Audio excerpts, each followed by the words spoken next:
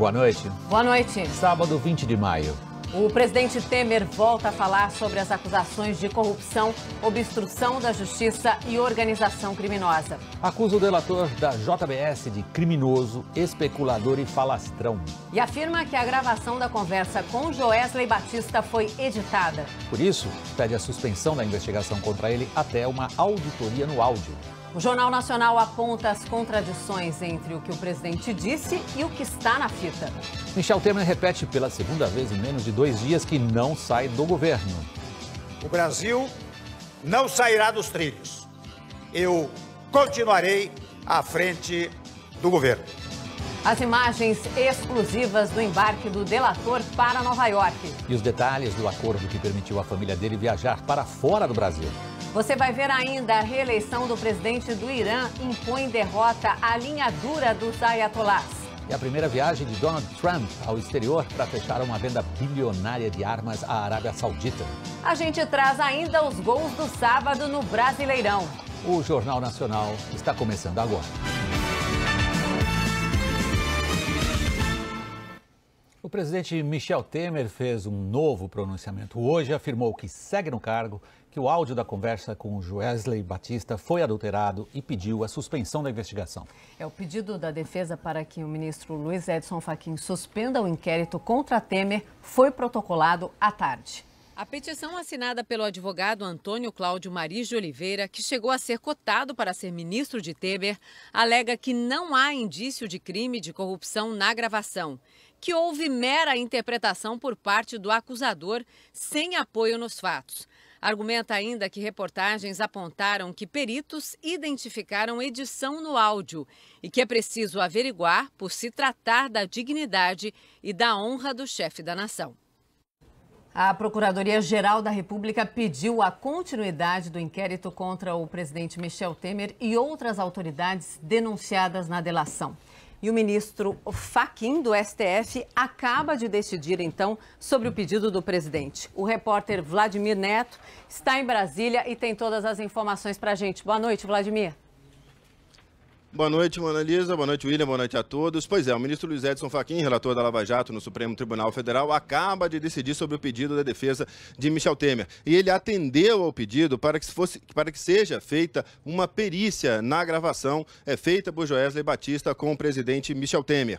Ele determinou que o Instituto Nacional de Criminalística realize essa perícia. A defesa de Michel Temer e a Procuradoria-Geral da República têm até 19 horas e 30 minutos de amanhã, dia 21 de maio, para apontar as dúvidas que devem ser esclarecidas nessa perícia. O ministro também pediu que a presidente do Supremo, Carmen Lúcia, marcasse o julgamento do pedido de suspensão do inquérito, outro aspecto do pedido da defesa de Temer, para a próxima sessão do Supremo Tribunal Federal. E a ministra Carmen Lúcia, presidente do Supremo, também acaba de decidir levar essa questão ao plenário do Supremo na próxima quarta-feira. Entre os argumentos apresentados pelo Procurador-Geral da República, estão que, para impedir a suspensão do inquérito, né, quer dizer, ele diz que a Lava Jato...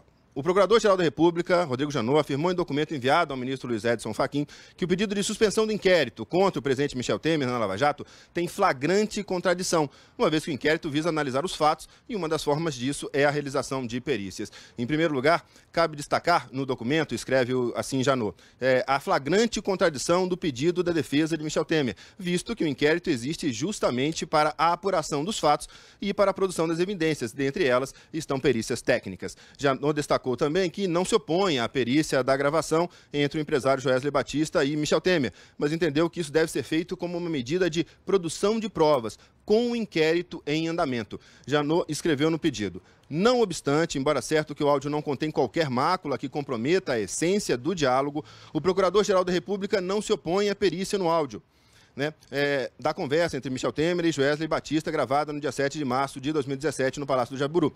A referida perícia, entretanto, pelas razões acima expostas, deve ser realizada sem qualquer suspensão do inquérito, visto que esse se destina justamente à produção de elementos probatórios. Pois bem, esse aspecto do pedido, o ministro Luiz Edson Fachin atendeu. Então, a suspensão do inquérito vai ser decidida, na quarta-feira, pelo plenário do Supremo Tribunal Federal. Mona? Obrigada, Vladimir. E o presidente Temer está reunido com aliados e assessores no Palácio da Alvorada desde cedo. A crise provocada pela delação da JBS também reuniu o Conselho Federal da Ordem dos Advogados do Brasil para discutir um possível pedido de impeachment. A repórter Flávia Alvarenga está acompanhando e tem as informações também ao vivo de Brasília. Boa noite, Flávia. Oi, Mona Lisa, boa noite. O presidente Michel Temer continua aqui no Palácio da Alvorada. O sábado foi de reuniões, uma tentativa para reagir a essa crise provocada pela delação.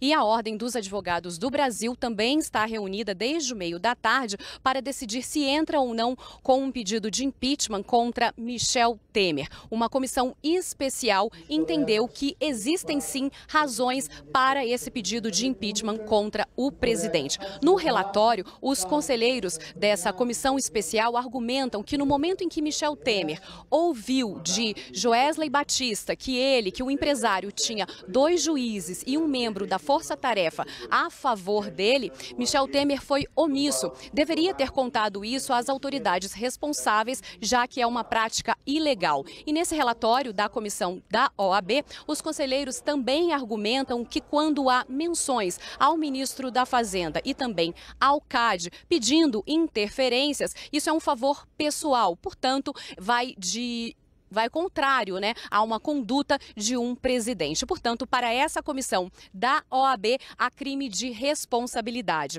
A defesa do presidente Michel Temer pôde falar e pediu mais prazo para apresentar os argumentos à OAB. E neste momento, a Ordem dos Advogados do Brasil está discutindo e vai colocar em votação se dá ou não mais prazo para os advogados de Michel Temer. E só depois disso é que os conselheiros da OAB vão votar se levam adiante ou não esse pedido de impeachment. Mona Lisa. Obrigada, Flávia. E a gente continua falando, então, sobre o novo pronunciamento do presidente Michel Temer, né, William? Obrigado, Mona. Como vocês acompanharam desde o começo dessa edição do Jornal Nacional, na tarde de hoje, o presidente Michel Temer fez novo pronunciamento dizendo que não sai do governo e pediu a suspensão do inquérito instaurado pelo Supremo. Ao pedir a suspensão do inquérito, o motivo mencionado por Temer foi: é preciso averiguar se a gravação que registra diálogos seus com Joesley Batista é autêntica. Segundo os procuradores, nos diálogos, o presidente dá a anuência para que Joesley pague propina ao ex-deputado Eduardo Cunha, preso em Curitiba, para que ele permaneça quieto. E registro que eu li hoje notícia no jornal Folha de São Paulo de que perícia constatou que houve edição no áudio de minha conversa com o senhor Joesley Batista. Essa gravação clandestina, é o que diz, foi manipulada e adulterada com objetivos nitidamente subterrâneos. Incluída no inquérito, sem a devida e adequada averiguação, levou muitas pessoas ao engano induzido e trouxe grave crise ao Brasil. Por isso, no dia de hoje, estamos entrando com petição no Colégio do Supremo Tribunal Federal para suspender o inquérito proposto até que seja verificada em definitivo a autenticidade da gravação clandestina. Ainda nessa edição, você vai conhecer o teor completo da perícia do jornal Folha de São Paulo e de outros. Essas perícias atestam que os trechos principais, como o que se refere a Cunha, não sofreram edição. O presidente protestou contra o acordo de delação feito com Joesley Batista. O autor do grampo está livre e solto, passeando pelas ruas de Nova York. O Brasil, que já tinha saído da mais grave crise econômica de sua história, vive agora, sou obrigado a reconhecer, dias de incerteza. Ele não passou nem um dia na cadeia, não foi preso, não foi julgado, não foi punido. E pelo jeito não será. Cometeu, digamos assim, o crime perfeito. Graças a essa gravação fraudulenta e manipulada, especulou contra a moeda nacional. A notícia foi vazada seguramente por gente ligada ao grupo empresarial que, antes de entregar a gravação, comprou $1 bilhão, porque sabia que isso provocaria o caos no câmbio. Por outro lado, sabendo que a divulgação da gravação também reduziria o valor das ações de sua empresa, as vendeu antes da queda da bolsa. Não são palavras minhas apenas. Estes fatos já estão sendo apurados pela Comissão de Valores Mobiliários. Em seguida, o presidente Temer negou que Joesley Batista tivesse influência em seu governo e disse que apenas ouviu relatos sobre dificuldades que Joesley lhe relatava. Reclamações contra o ministro da Fazenda, contra o CAD, contra o BNDES. Essa é a prova cabal de que meu governo não estava aberto a ele. O autor do grampo relata, no diálogo que tivemos, suas dificuldades, simplesmente a ouvir. Nada fiz para que ele obtivesse benesses do governo. Não há crime, meus amigos, em ouvir reclamações e me livrar do interlocutor, indicando outra pessoa para ouvir as suas lamúrias. O presidente fez questão de repudiar críticas por ter recebido fora da agenda oficial, tarde da noite, em sua residência oficial, um empresário investigado em 5 operações policiais por pagamento de milhões em propinas a autoridades públicas. Confesso que eu ouvi à noite, como ouço muitos empresários, políticos, trabalhadores, intelectuais e pessoas de diversos setores da sociedade brasileira. No Palácio do Planalto, no Jaburu, no Alvorada, em São Paulo. Trabalho, acho que os senhores sabem, rotineiramente até meia-noite ou mais. E falo até com pessoas da imprensa. Com pessoas da imprensa já falei em horas avançadas. Muitos sabem disso porque falavam comigo ao telefone ou até pessoalmente. Nada demais há nisso. Mas é bom ouvir com atenção o que dizem as pessoas. Sobre a acusação da Procuradoria-Geral da República de que concordou com o pagamento de propina para comprar o silêncio do ex-deputado Eduardo Cunha, o presidente disse que isso não está na fita gravada por Joesley. Lembrem da acusação de que eu dera aval para comprar o silêncio de um ex-deputado. Não existe isso na gravação, mesmo tendo sido ela adulterado. E não existe, porque nunca comprei o silêncio de ninguém. Não obstruí a justiça, porque não fiz nada contra a ação do judiciário. Falo aqui só de um dos pontos de contradição e incoerência. Ou seja, houve falso testemunho à justiça. Chegam ao desplante de me atribuir falas, frases ou senhas ou palavras chulas que jamais cometeria. Atentam contra o meu vocabulário e minha inteligência. Confesso que eu ouvi à noite nas instituições brasileiras e nos seus integrantes. Devo até registrar que é interessante quando os senhores examinam o seu depoimento e o áudio, os senhores verificam que a conexão de uma sentença a outra não é a conexão de quem diz, olhe, eu estou comprando o silêncio de um ex-deputado e estou dando tanto a ele. Não, a conexão é com a frase: eu me dou muito bem com o ex-deputado, mantenho uma boa relação. Eu disse: mantenha isso. Viu? Enfatizam muito o viu. O presidente Michel Temer admitiu que ouviu de Joesley o relato de que tinha conseguido segurar juízes. Tal relato está na fita cuja autenticidade o presidente põe em questão. Temer, contudo, fez questão de dizer que naquele momento não acreditou no relato. Eu devo dizer que não acreditei na narrativa do empresário de que teria segurado os juízes, etc. Ele é um conhecido falastrão exagerado. Aliás, depois, em depoimento, podem conferir, disse que havia inventado essa história, que não era verdadeira. Ou seja, era fanfarronice que ele utilizava naquele momento. Por fim, o presidente voltou a afirmar que não renunciará. Meu governo, senhores, tem rumo.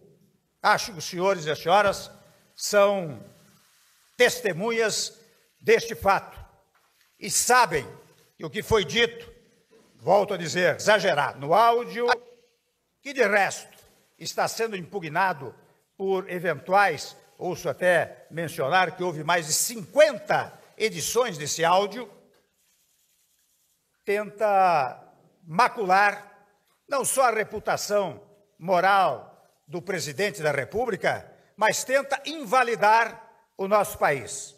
Mas eu digo com toda segurança, o Brasil não sairá dos trilhos. Eu continuarei à frente do governo. Muito obrigado ao senhor. O presidente falou de perícia encomendada pelo jornal Folha de São Paulo, segundo a qual houve 50 edições no áudio entre ele e Joesley Batista. Temer não mencionou que o perito do jornal disse que estava íntegra a parte mais relevante da fita, a que envolve o ex-deputado Eduardo Cunha. Outras perícias, sobre as quais o presidente também não falou, mencionam um número bem menor de edições. A perícia feita pelo jornal O Estado de São Paulo fala de 14 edições e confirma que está intacta a parte referente a Eduardo Cunha. Também intacto está outro trecho, segundo o perito do O Estado de São Paulo. É o trecho sobre a manipulação de juízes por parte de Joesley Batista. Dois outros respeitados peritos concluíram que a fita inteira está intacta, sem sinais de adulteração ou edição. A reportagem da Folha de São Paulo diz que o áudio entregue por Joesley Batista tem cortes, segundo a análise de um perito contratado pelo jornal. O jornal afirma que a perícia contratada pela Folha concluiu que a gravação sofreu mais de 50 edições. O laudo foi feito por Ricardo Caires dos Santos, perito judicial pelo Tribunal de Justiça do Estado de São Paulo. Ele diz que o áudio divulgado pela Procuradoria-Geral da República tem indícios claros de manipulação, mas que não dá para falar com que propósito. Em entrevista à Folha, outro perito, Ricardo Molina, da Unicamp, declarou que a gravação é de baixa qualidade técnica. Ele diz que percebem-se mais de 40 interrupções, mas que não dá para saber o que as provoca. Ricardo Molina diz que pode ser um defeito do gravador, que pode ser edição, não dá para saber. Ainda de acordo com a reportagem da Folha de São Paulo, no momento mais polêmico do diálogo, quando, segundo a Procuradoria-Geral da República, Temer dá anuência a uma mesada de Joesley e Cunha, a perícia feita por Ricardo Caires dos Santos não encontrou edições. O jornal O Estado de São Paulo também aborda o tema, com um perito que diz que detecta 14 cortes no áudio da conversa entre Michel Temer e o empresário. Mas o perito, segundo o jornal, também não vê, no entanto, fragmentações no intervalo em que Eduardo Cunha é citado. Ao Estadão, o perito Marcelo Carneiro de Souza disse que os 14 trechos em que encontrou possíveis edições estão entre o 14º minuto e o 34º minuto do áudio. Essa parte da gravação não inclui o trecho em que Joesley Batista fala que está segurando 2 juízes e um procurador. Este trecho, segundo o perito, não tem edição.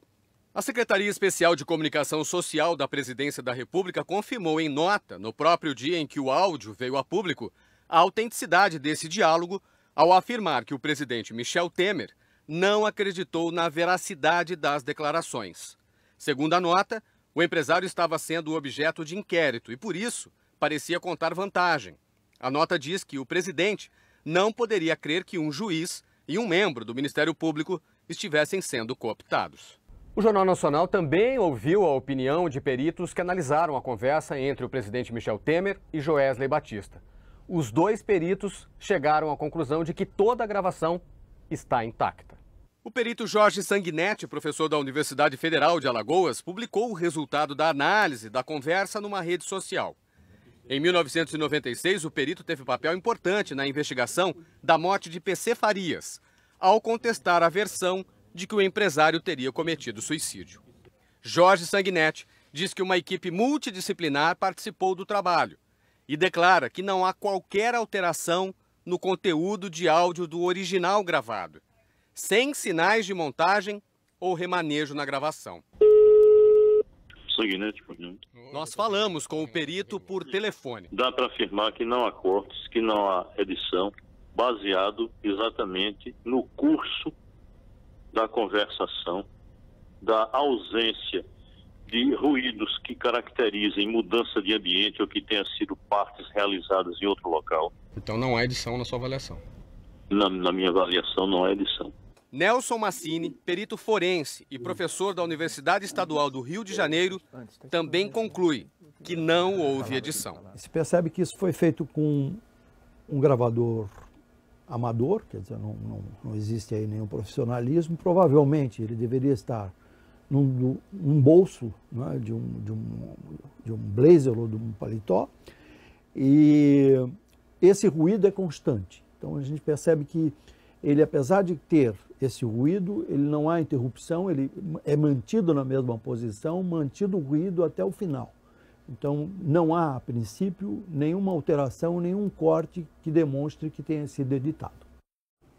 O presidente Temer encaminhou a gravação que Joesley fez da conversa com ele para o Serviço de Inteligência da Presidência da República. A Procuradoria-Geral da República informou que foi feita uma avaliação técnica da gravação da conversa do dono da JBS com o presidente Temer e concluiu que o áudio revela uma conversa lógica e coerente, e que a gravação anexada ao inquérito do STF é exatamente entregue pelo colaborador e que sua integridade poderá ser verificada no processo. No pronunciamento de hoje, o presidente confirmou ter ouvido de Joesley reclamações sobre o ministro da Fazenda, sobre órgãos como o CAD e o BNDES. Temer afirmou no pronunciamento que não há crime em ouvir queixas e que não deu benesses ao empresário. Não explicou, porém, por que disse pode fazer quando o Joesley pediu para usar o nome do presidente para obter o que queria junto ao ministro da Fazenda. E aí eu queria assim, se eu falar com ele, isso, mas é que se eu falar com ele, ele empurrar para você, eu poder dizer, não, peraí. Não pode fazer, pode. É só isso que eu queria ter, esse alinhamento, para ele não ficar e para ele perceber que nós temos... Ainda sobre o mesmo assunto, o presidente disse que nada há de errado em indicar outras pessoas para ouvir as lamúrias de Joesley. Na fita, o presidente indica o deputado Rodrigo Loures, do PMDB do Paraná. No pronunciamento, Temer não explicou por que indicou este deputado e tampouco comentou o fato de que Loures foi, em seguida, gravado pedindo propina para ajudar a resolver as reclamações de Joesley. Desse negócio é o seguinte, ó, vamos lá, vamos entregar e, enfim, se der certo, é um fantasma que eu tirei da minha frente. A gente resolve um problema no curto prazo, o próximo 1 ano, 2 anos, 1 ano. Nós vamos abrir desse negócio aí 5%. Tudo bem, tudo bem. Ponto central de sua defesa reiterada no pronunciamento, o presidente disse que não existe na fita a principal acusação feita pela Procuradoria-Geral da República, a acusação de que teria dado aval para a compra do silêncio de Eduardo Cunha. A frase, mantenha isso, viu? Segundo Temer, reagia à afirmação de Joesley de que tinha conseguido ficar de bem com o ex-deputado. Nessa parte da fita, que está intacta segundo todos os peritos, o presidente diz, tem que manter isso, viu? Depois de ouvir de Joesley que todas as pendências com Cunha tinham sido zeradas. pendências para o Ministério Público são propinas. Ouça o trecho. Eu queria falar assim, muito aqui dentro do possível, eu fiz o máximo que deu ali, zerei tudo, o que tinha de alguma pendência daqui para ali, zerou, tal. Liquidou tudo, e ele foi firme em cima, ele já estava lá, veio, cobrou, pronto, acelerei o passo e tirei da frente. Tem um outro menino, o companheiro dele que está aqui, né? Que o Gedel sempre estava. Ele sempre, né? Isso. O Gedel é que andava sempre ali, mas o Gedel também com esse negócio, eu perdi o contato, porque ele virou investigado, agora eu não posso também. Eu não posso encontrar ele. Isso. O negócio dos vazamentos, o telefone lá do Pardo com o Gedel, volta e meia citava alguma coisa meio tangenciando a nossa, não sei o quê. Eu estou lá me defendendo.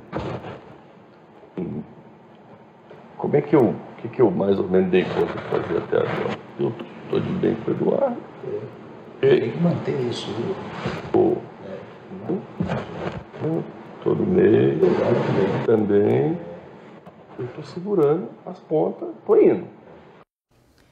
Como mostramos há pouco, o presidente disse que não tomou nenhuma providência quando Joesley lhe disse que tinha conseguido segurar 2 juízes, porque considerou o relato apenas uma fanfarronice. Mas segurar juízes é um crime de obstrução à justiça. Na fita, o presidente se certifica. Está segurando tudo isso. E ao ouvir a confirmação, Temer exprime contentamento. Embora o áudio seja baixo, ouve-se ele dizer ritmo. Tô no meio, também. Eu estou segurando as pontas, estou indo. Os processos, eu estou meio enrolado aqui, né? No processo, assim. Isso. É investigado. Eu não tenho ainda denúncia. Isso, não tenho denúncia. Aqui eu dei conta de um lado o juiz, dá uma segurada, do outro lado o juiz substituto, que é o cara que fica segurando os dois. O presidente disse que recebe todos que o procuram porque acha importante ouvir e explicou que trabalha até tarde da noite, por isso recebe pessoas de diferentes atividades à noite. Na fita, porém, fica claro que Joesley pede para ser recebido às escondidas, sempre tarde da noite. E o presidente concorda. Temer, no pronunciamento, não explicou por quê. Eu prefiro combinar assim, se for alguma coisa que eu precisar, eu falo para ele. Se for algum assunto desse tipo aí, funcionou super bem à noite, 11 horas da noite, meia-noite, 10h30, eu venho aqui, conversa uns 10 minutinhos, meia horinha, vou embora. O pronunciamento do presidente Michel Temer repercutiu entre políticos que apoiam o governo e os de oposição. O presidente Michel Temer saiu do Palácio do Jaburu no final da manhã, seguiu para o Alvorada. Foi lá que se preparou para o pronunciamento, depois de conversas com assessores, com o ministro-chefe do Gabinete de Segurança Institucional e com aliados. E no início da tarde, seguiu para o Palácio do Planalto, onde fez o discurso. Depois, Temer almoçou uma feijoada com ministros e parlamentares no Palácio da Alvorada. O presidente pediu que toquem o barco no Congresso a partir de segunda, mantendo as votações. Seguindo a mesma estratégia do pronunciamento, aliados tentaram desqualificar a gravação. O que está frágil é a alegação da acusação, que se baseou no início na questão da tal mesada que o presidente teria pedido para Eduardo Cunha. Então essa foi a alegação inicial da acusação. Frágil foi ela, deixou de existir. Agora se parte no que o presidente deveria ter feito e não fez. O presidente realmente entendeu que era uma mentira,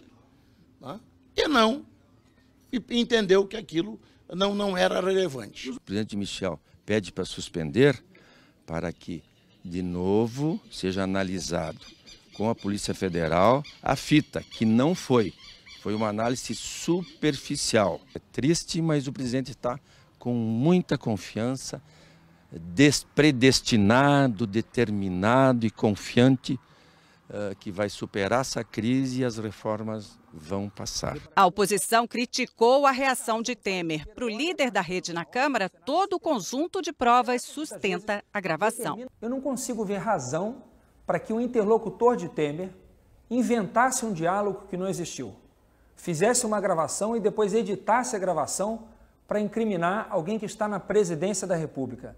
Essa tese não faz o menor sentido. E, ademais, todas as outras provas do conjunto probatório sustentam o que é dito na gravação, ou seja, o conjunto todo faz sentido, de que Temer participava e participa de uma organização criminosa, de que tentou obstruir a justiça e de que praticou corrupção passiva.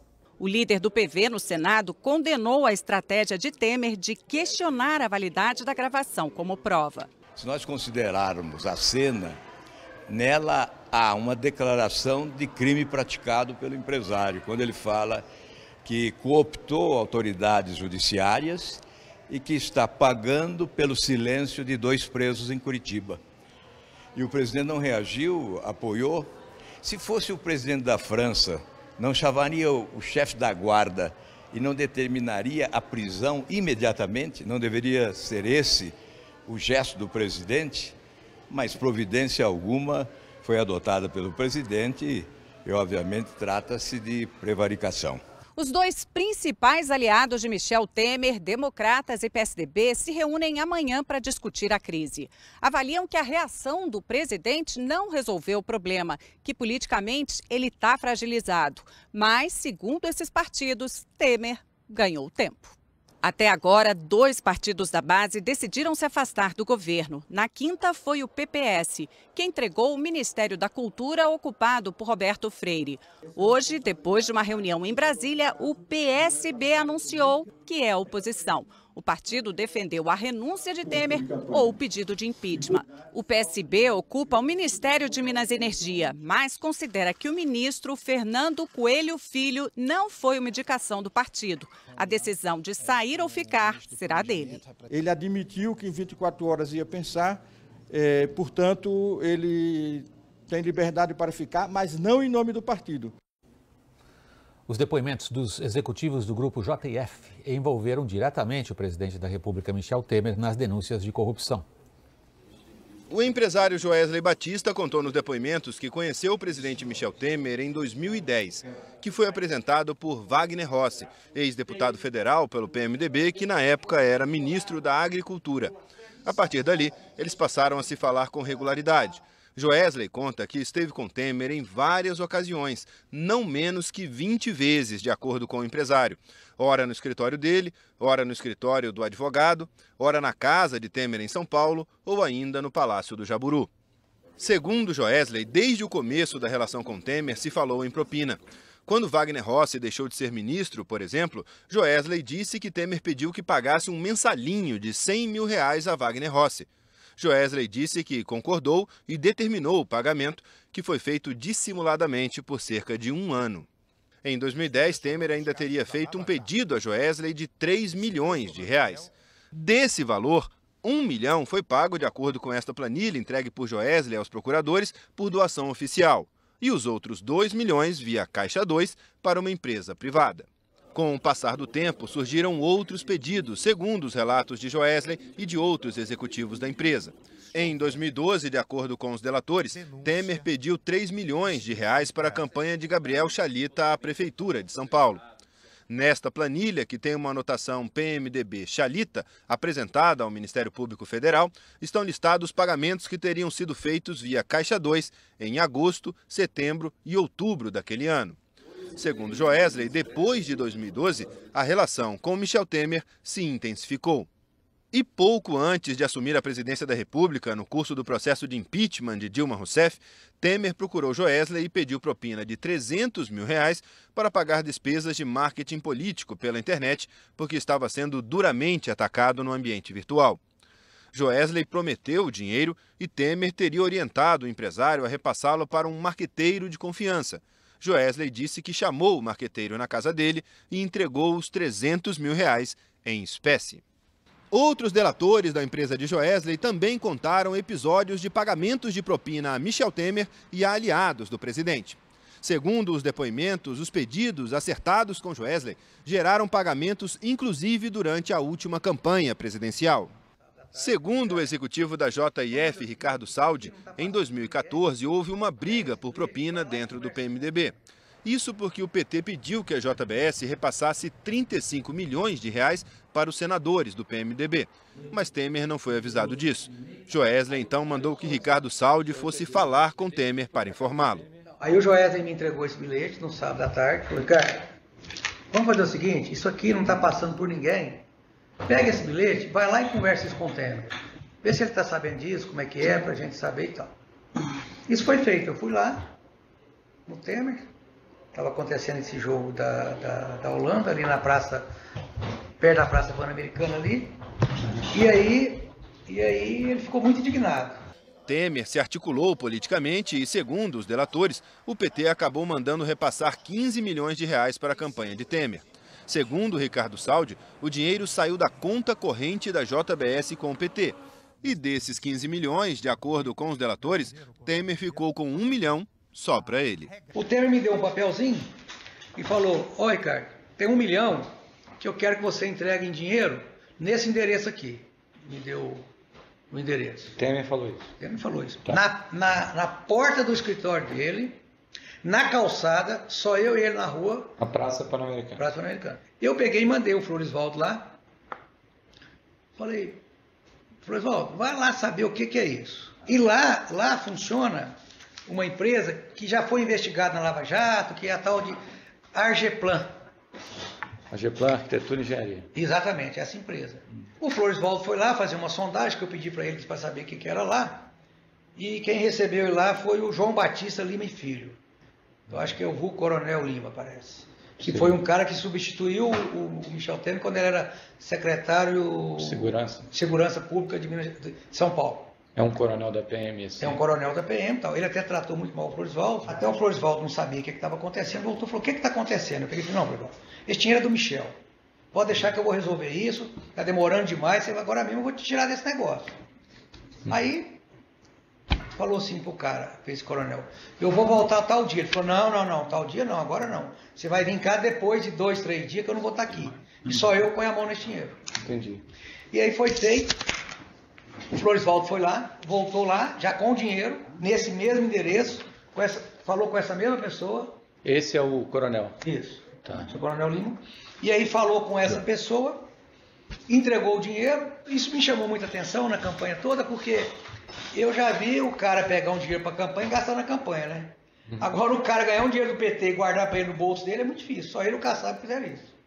Só o Temer e o Kassab que guardaram o dinheiro para eles gastarem de outra forma. O coronel Lima, citado na conversa, foi alvo de busca e apreensão na Operação Patmos, na quinta-feira, a nova fase da Lava Jato, deflagrada a partir da delação da JBS.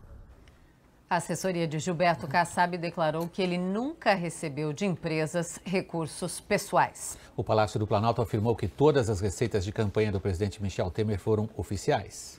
Wagner Rossi disse que o texto da delação não diz que ele participou de reunião para tratar de qualquer ilícito e que depois que saiu do Ministério da Agricultura e cumpriu a quarentena que a lei exige, ele prestou uma colaboração remunerada a uma das empresas do grupo JBS por alguns meses. Não conseguimos contatos com as defesas da empresa Argeplan e do coronel Lima e nem com Gabriel Chalita. Além dos depoimentos, os delatores do grupo JIF entregaram também aos procuradores uma série de documentos que dão detalhes dos pagamentos a políticos. O diretor do grupo JIF, que controla a JBS, desenhou o mapa da propina paga ao mundo político. Os números apresentados pelo delator Ricardo Saldi mostram que a JBS deu dinheiro a quase todos os partidos. 1.829 candidatos receberam do grupo, de 28 partidos. Foram eleitos 179 deputados estaduais, 167 deputados federais, 28 senadores e 16 governadores. O delator Ricardo Saldi contou por que a JBS pagava tanta gente sem direcionar a partido A ou B, sem preocupações ideológicas. Ele disse que a política da empresa era fazer reservatório de boa vontade. doações, mesmo sem contrapartida prévia. Ricardo Saldi explicou como isso funcionava ao ser questionado sobre Caixa 2 aos partidos. Ricardo, agora vamos tratar aqui do tema trazido pelo senhor no anexo 36, intitulado Partidos e Políticos que receberam pagamentos contabilizados ou não, sem ajustes de ato de ofício. Aqui, se o senhor me permitir, eu gostaria de chamar ele de reservatório da boa vontade. Entendi. Isso aqui é para... O que o senhor quer dizer é que os senhores pagaram para, se precisar um dia, contar com a boa vontade dos... E para eles não atrapalharem a gente. E para não atrapalhar. Porque muitos dos pagamentos aqui, todos foram dissimulados, vários em dinheiro e vários em notas fiscais, que eu vou detalhar para o senhor. Segundo detalhou o delator, dos mais de 500 milhões de reais doados a políticos pela empresa, no máximo 10 ou 15 milhões não foram propina. Essa montanha de dinheiro era repassada em contas no exterior, em espécie, e as quantias eram levadas em malas e bolsas, em doações oficiais, propina disfarçada de doação legal ou por meio de empresas ligadas aos políticos. A JBS pagou todo tipo de despesa, algumas de serviços de interesse dos candidatos, outras para serviços que não foram prestados. As notas fiscais eram frias, uma forma de dissimular os pagamentos de propina. Os delatores apresentaram provas. Para repassar valores ao senador Eduardo Braga, do PMDB, a JBS apresentou notas do aluguel de um jatinho com capacidade para 9 passageiros e 2 tripulantes, para ser usado de abril a novembro de 2014, ano de eleição. As duas notas da JBS mostram que o gasto chegou a 6 milhões. A empresa repassou 1 milhão para o ex-ministro Henrique Eduardo Alves, também do PMDB, por meio desse contrato de advocacia, e 3 milhões para o ex-senador Antônio Carlos Rodrigues, do PR, usando essa nota de um serviço com uma empresa de engenharia de telecomunicações. Ainda segundo o delator, R$ 445 mil para o presidente do Senado, Eunício Oliveira, do PMDB, por meio da empresa Casa de Cinema Filmes, que faz vídeos institucionais. E mais R$ 2 milhões para essa empresa de pesquisa de opinião. Segundo o delator, todos esses repasses são relacionados à compra de partidos para a coligação, ou seja, para o grupo que apoiou a chapa Dilma Temer em 2014. Os pagamentos ocorreram em agosto e setembro de 2014, às vésperas da eleição. A assessoria de Eduardo Braga disse que as contas de campanha foram aprovadas sem ressalvas pelo TRE do Amazonas e que as doações foram declaradas à Justiça. A defesa de Henrique Eduardo Alves rechaça as acusações de Joesley e reafirma que toda doação da campanha foi declarada à Justiça. Alexandre Nunes, um dos donos da Casa de Cinema Filmes, disse que a empresa prestou serviço à campanha de Eunício Oliveira e recebeu por isso. Não confirmou se o pagamento foi feito pela JBS. A assessoria de Eunício Oliveira disse que todas as despesas da campanha eleitoral de 2014 foram declaradas à Justiça Eleitoral e que as contas foram aprovadas. Não conseguimos entrar em contato com o ex-senador Antônio Carlos Rodrigues. A seguir, novos trechos dos delatores da JBS. As imagens exclusivas do embarque de Joesley Batista para Nova York.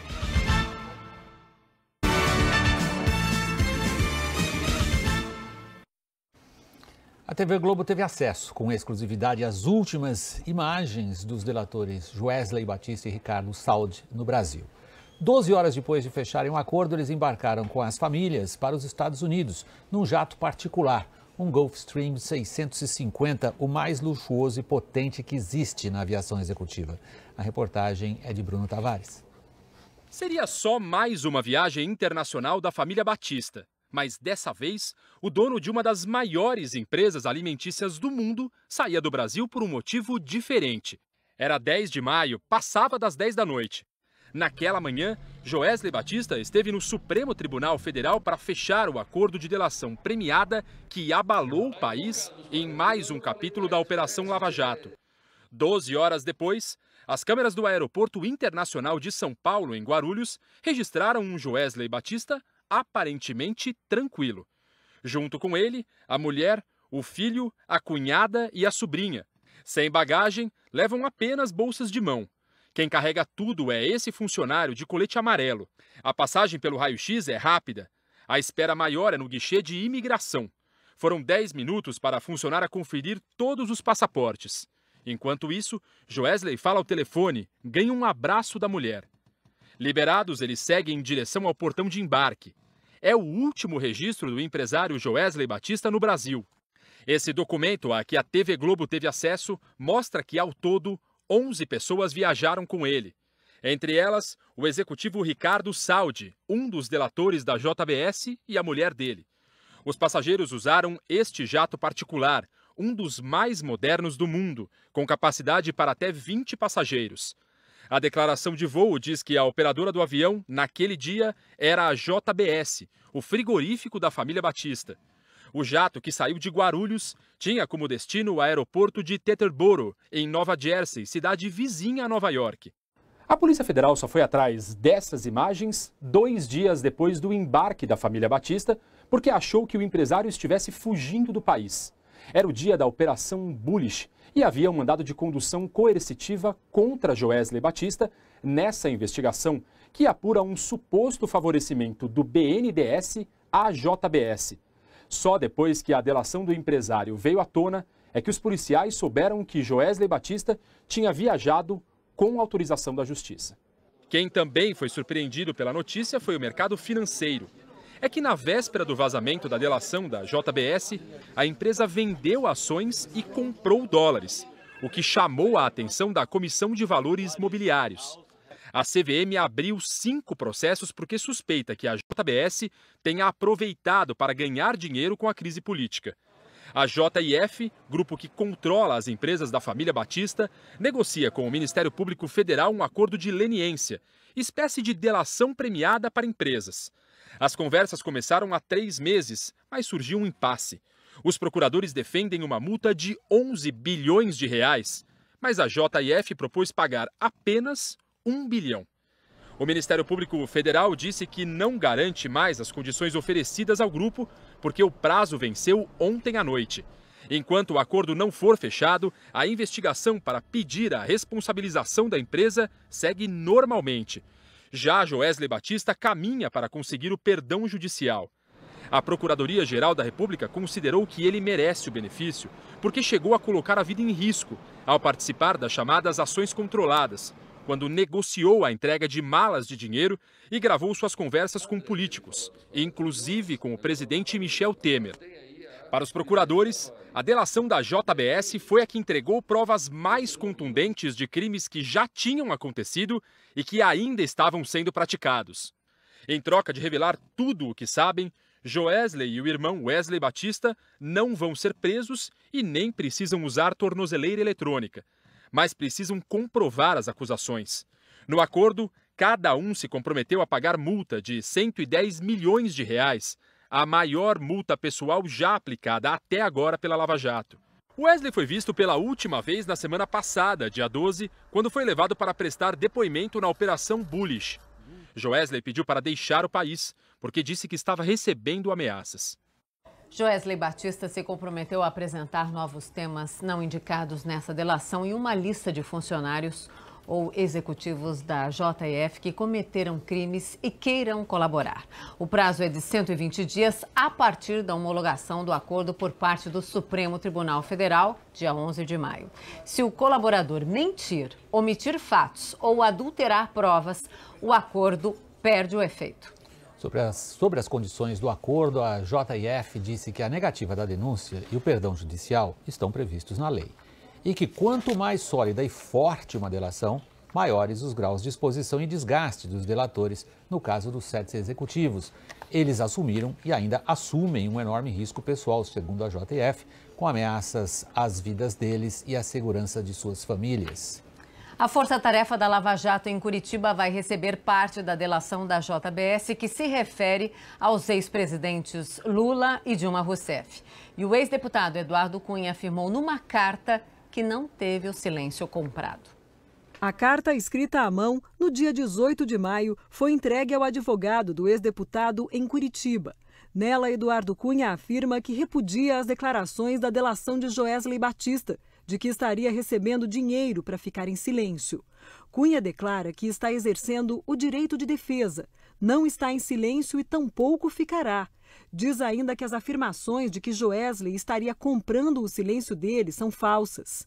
Mais adiante, o ex-deputado afirma que jamais pediu qualquer coisa ao presidente Michel Temer e que nunca recebeu dele qualquer pedido para se manter calado. Por fim, Cunha diz que recentemente desmentiu Temer com contundência, mostrando que não está alinhado em nenhuma versão dos fatos que não sejam os verdadeiros. Cunha se referiu a uma reunião com executivos da Odebrecht, onde teria sido discutido o pagamento de propina de $40 milhões ao PMDB como contrapartida a um contrato da empresa com a Petrobras. Cunha e delatores da Odebrecht dizem que Temer participou da reunião. O presidente admite ter estado no encontro em 2010 com executivos da Odebrecht e Cunha, mas nega ter tratado de valores. Eduardo Cunha está preso em Curitiba desde outubro do ano passado. Ele já foi condenado a 15 anos e 4 meses de prisão pelos crimes de corrupção, lavagem de dinheiro e evasão de divisas.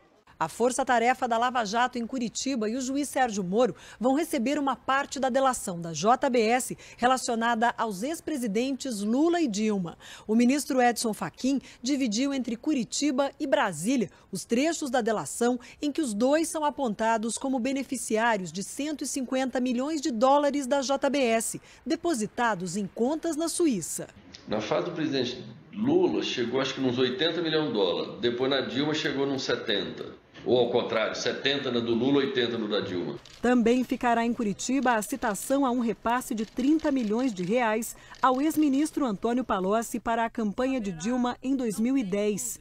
A força-tarefa da Lava Jato vai analisar os casos e decidir como vai prosseguir com as investigações. As menções feitas pelos delatores da JBS envolvendo governadores serão enviadas ao Superior Tribunal de Justiça. Casos ligados a ministros de Estado, deputados e senadores, que têm foro privilegiado no STF, estão agora sob análise da Procuradoria-Geral da República, que pode arquivá-los, pedir novos inquéritos ou a inclusão em investigações já em andamento.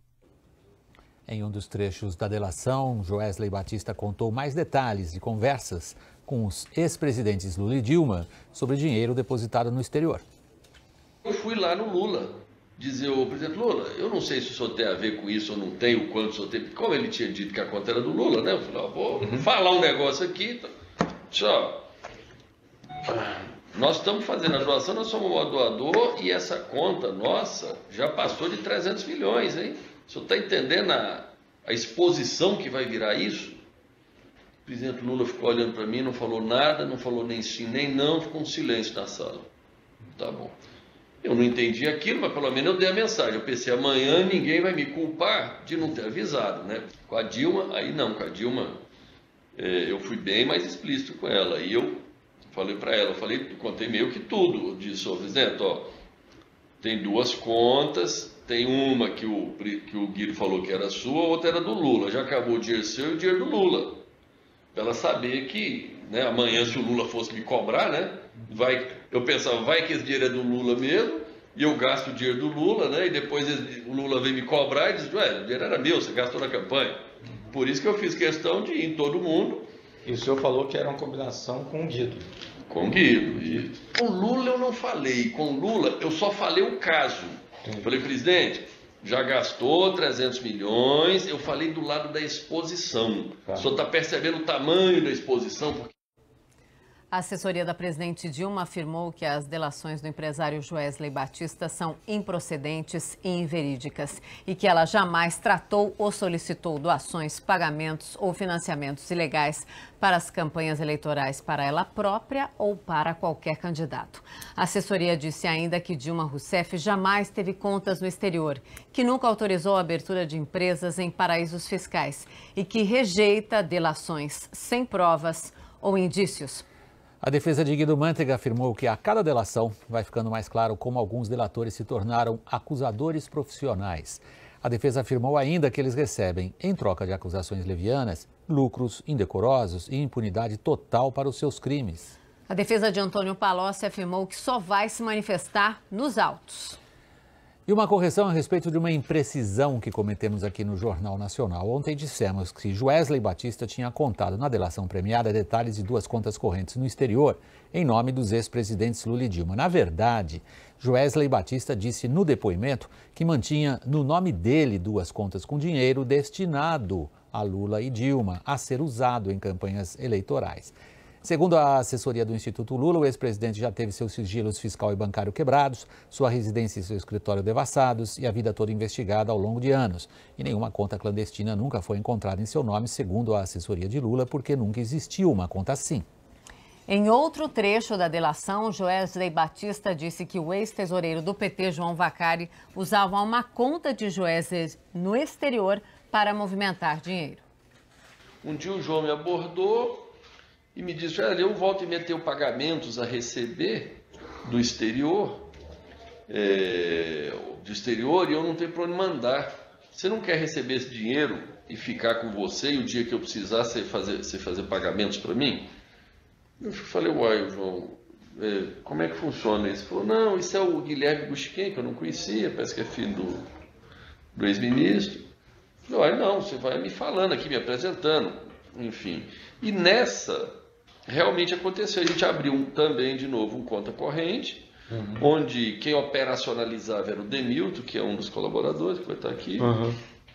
O dia a dia do relacionamento era com o Demilton lá, que ele ia lá, dizia: ó, Demilton, vai. Aí a gente emprestou um número de uma conta bancária no exterior, que era nossa, em nosso nome, onde volta e recebia pagamentos, e volta e meia ele comandava pagamentos. Segundo o advogado de João Vacari Neto, ele não irá comentar as palavras de alguém que está fazendo delação. Nós não conseguimos contato com Guilherme Gushiken, filho de Luiz Gushiken, já falecido, que foi ministro do governo Lula. Joesley Batista afirmou que o então ministro da Fazenda, Guido Mantega, interferia para que o BNDES concedesse empréstimos à JBS e que o então presidente do banco, Luciano Coutinho, era contra a liberação do dinheiro. Eu sempre considerei que a minha vida no BNDES sempre foi muito dura. Os termos no BNDES, se olhar, esse empréstimo de 2 bilhões de reais aí mesmo, pô, se olhar as condições e o que teve que ser feito para ele sair, é uma loucura. Sempre tinha uma dificuldade muito grande no BNDES. Aí o Guido chamava o Luciano e falava. Tinha vezes que era constrangedor, porque eu ia numa reunião com o Guido, chegava lá, o Luciano estava. E eu percebia que o Luciano ficava claramente constrangido, porque ficava parecendo que ele não sabia que eu ia chegar na reunião, sabe? Entendi. Aí o Luciano ia, assim... No BNDES? Não, no Ministério da Fazenda. Ah, tá. Entendi. Então, a defesa de Guido Mantega reafirmou que a cada delação vai ficando mais claro como alguns delatores se tornaram acusadores profissionais. O ex-presidente do BNDES, Luciano Coutinho, afirmou que o tratamento dado à JBS durante a gestão dele seguiu rigorosamente as regras do banco, sem qualquer privilégio. E que no BNDES a decisão de conceder um crédito não é individual. E que a tramitação de pedidos de apoio financeiro obedece a um processo baseado em critérios técnicos e impessoais. Daqui a pouco, novos trechos de conversas de Joesley Batista com o senador Aécio Neves. E a ajuda que o delator disse que deu a Renan Calheiros e a Marta Suplicy.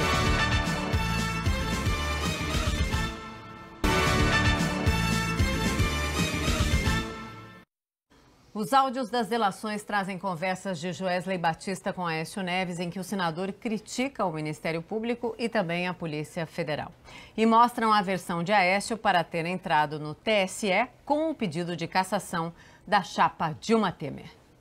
Frederico Pacheco, primo do senador Aécio Neves, do PSDB, foi monitorado pegando R$500 mil de Ricardo Saldi, executivo da JIF. A reação dele ao empresário até parece um pressentimento. Em conversa gravada com Saldi, Frederico diz: "Vou contar um negócio que talvez você não acredite. A única vez, a única pessoa com quem eu tratei em espécie foi com você, entendeu? A única pessoa que pode falar de mim é você." Ricardo responde: "Tá doido?" Mais adiante, Fred reforça: "Eu nunca saí do escritório com R$100. E completa: "Outro dia estava pensando, acordei 00:30. O que eu estou fazendo? O que eu tenho com isso? Eu não trabalho pro Aécio." Os R$500 mil eram uma parcela dos R$2 milhões pedidos por Aécio a Joesley Batista. Em outra conversa, Aécio diz a Joesley que entrou com ação para caçar a chapa Dilma Temer, só para encher o saco do PT, e que Temer teria pedido que a ação fosse retirada. Uma coisa que eu não achei que ia possível. Eu não lembro depois da eleição. Sacanagem, tanto aí, vamos entrar com um negócio aí para encher o saco deles também, responder lá, né, cara? A Dilma caiu, a ação continuou. Ele quer que eu retire a ação, cara. Só que se eu retirar, eu não estou nem para tirar. O Janot assume a ação, o Ministério Público assume a ação. Ainda mais para ele. Eu estou tentando convencer ele. No inquérito aberto contra Aécio Neves, a Procuradoria-Geral da República investiga os crimes de corrupção passiva, organização criminosa e obstrução da justiça. Numa conversa com o dono da JBS, o senador faz críticas ao modo como vem trabalhando o Ministério Público e a Polícia Federal. E esse modus operandi, ele parece isso, vou dizer, resolve, mas não, isso é que é o problema do Brasil, é o seguinte, o MP, PF, eles agem de forma incompetente, incompetente. Acima da lei, cometendo crimes, vazamentos, tudo isso é ilegalidade. Não vai parar. A assessoria de Aécio disse que o empréstimo do dono da JBS não envolveu recursos públicos e seria regularizado por contrato mútuo. Mas, segundo Aécio, o objetivo de Joesley era forjar uma situação criminosa para ganhar os benefícios da delação. Sobre a ação contra o PT por crime eleitoral, o senador diz que jamais cogitou interromper sua tramitação e que não agiu para criar obstáculo à Lava Jato ou ao Ministério Público. Quanto aos termos com os quais se referiu aos presidentes das duas casas do Congresso, o senador considera que foram inadequados e diz que já se manifestou diretamente aos dois presidentes. Na sua delação premiada, o empresário Joesley Batista relatou doações legais e ilegais para a senadora Marta Suplicy, do PMDB de São Paulo. Ela foi me apresentada pelo Palocci na campanha de 2010, que ele estava assessorando a Dilma. Um dia ele disse: Joesley, a Marta, eu não conhecia a Marta ela é candidata a Senado, ficou sabendo que eu te conheço, pediu se eu não podia apresentá-lo. Tudo bem. Aí ele simplesmente me conectou com ela lá, e eu fui no escritório dela, ela pediu 1 milhão lá de apoio à campanha, eu disse ok, enfim, e fizemos a contribuição de 1 milhão. Agora, recentemente, vendo nossos documentos, é que nós descobrimos que assim, quem fez sabia, mas eu fiquei sabendo, analisando os documentos, que 500 mil foi feito em dinheiro, 500 mil foi feito na campanha oficial. Eu achei que tinha sido tudo, 1 milhão na campanha oficial, não sabia que tinha sido 500 em dinheiro, então a gente achou que era pertinente trazer aqui. Aí, agora na campanha de 2015 para 2016, de prefeito, aí acabou que eu fiquei, enfim, amigo da Marta, convivi com ela esse tempo todo, ela e o Márcio, né, o esposo. Agora, 2015 para 2016, ela ia se candidatar a prefeita, ela me pediu se eu pudesse dar uma mensalidade lá para eles, tal, para ela dizia ser da campanha. E aí foi pago mensalmente, 200 mil reais, durante um bom período. Essa eu sei exatamente quem é que entregou, que foi o Florisvaldo, que também é um dos colaboradores aqui. A senadora Marta Suplicy declarou que recebeu apenas uma doação oficial para a sua campanha ao Senado e que ela foi declarada ao TSE. Disse também que vai tomar as providências cabíveis para provar que as afirmações de Joesley são falsas. Ricardo Salles contou na delação que pagou quase 10 milhões de reais para o senador Renan Calheiros, do PMDB. O dinheiro, segundo Salles, seria para comprar a eleição de Renan para a presidência do Senado e também para eleger Renan Filho, governador de Alagoas. Renan Calheiros, 9.900.000. 1 milhão, que eu entendo também que o Renan usou parte desse dinheiro para preparar já a sua eleição para a presidência do Senado e parte desse dinheiro para eleger o seu filho Renanzinho em Alagoas. Sim. Tá? 1 milhão para o PMDB de Alagoas, carimbado para o Renan Filho. Aí vem 300 mil para o PMDB de Sergipe, por ordem de Renan Calheiro. 500 mil para o PMDB do Amapá, por ordem de Renan. 455 para o PMDB Nacional, carimbado para o Renan. 500 mil para o PTB da Paraíba, por ordem de Renan. 300 mil para o PT do B Nacional, por ordem do Renan. Então, o que eu entendia nisso aí, das conversas que a gente teve lá com ele, que ele já estava ajudando alguns senadores, o senhor vai ver mais embaixo, para preparar a eleição dele para a presidência do Senado, assim como fez o Eduardo Cunha também, que o senhor vai ver mais na frente. O senador Renan Calheiros afirmou que a citação do delator é fantasiosa e que o fato do delator ter ido à casa dele, Renan Calheiros, não significa que o senador tenha qualquer relação com atos criminosos. Renan Calheiros disse ainda, Ricardo Saldo ou qualquer outro delator jamais falaria com ele sobre propina ou caixa 2. E amanhã, no Fantástico, os desdobramentos da crise que provocou um tsunami na política brasileira. Brasília em curto-circuito. Nossos repórteres acompanharam de perto os momentos que pouca gente viu. O presidente Michel Temer saiu tão apressado depois do pronunciamento que ele esqueceu aqui no púlpito o discurso que acaba de fazer. Os detalhes inéditos da operação policial para seguir o dinheiro da propina. Enquanto o executivo da JBS entregava a mala a uma pessoa de confiança do senador Aécio Neves, policiais monitoravam tudo em outra sala aqui dentro da empresa. Como a JBS se transformou numa potência mundial. Nos Estados Unidos, os planos ambiciosos e a vida de luxo da família Batista. A história do procurador que pregava a honestidade na frente das câmeras. É preciso que não só aquele que está pagando a propina seja punido, mas é suspeito de receber R$50 mil por mês para vazar informações sigilosas para a JBS. Tem ainda a despedida de gigantes dos ares. Você vai conhecer a maior aeronave do mundo. E a viagem bem sertaneja chega ao Paraná. Diz que é verdade e tem saudade. É fantástico, é amanhã e depois o Faustão. Você vai ver. Vamos agora à previsão do tempo. Hoje está a cargo de Tiago Scheuer. Tiago, boa noite. Chuva para onde? Oi, William. Boa noite para você, para a Mona Lisa também. Boa noite para todo mundo.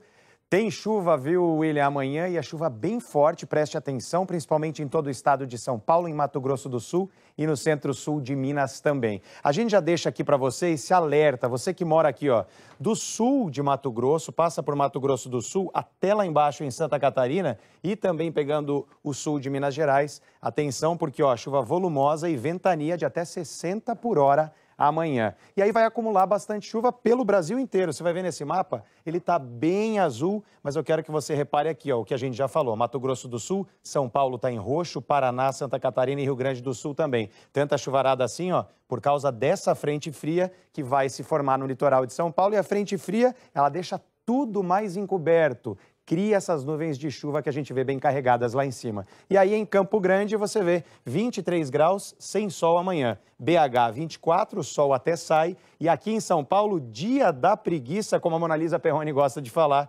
21 graus, viu, William? Bom, dia da preguiça, ela gosta de chuva pelo jeito. Tiago, sobrou o que para o sol sair? Então, William, olha só, o sol vai sair só em algumas áreas aí do Brasil, 2 pequenas áreas de tempo firme, aquele tempo bom para colocar a roupa no varal. Veja aqui, ó, do Rio Grande do Norte até o interior da Bahia e também aqui no oeste da região sul e parte do Rio Grande do Sul. Vamos olhar as temperaturas agora? Olha Santa Maria, apesar do sol, frio de 21 graus amanhã. Picos no Piauí, máxima de 33 e Barreiras na Bahia, 34, calorão. William, bom fim de semana. Obrigado, Tiago. Boa noite para você. A seguir, os gols do sábado. E a viagem do presidente Donald Trump para vender armas aos sauditas.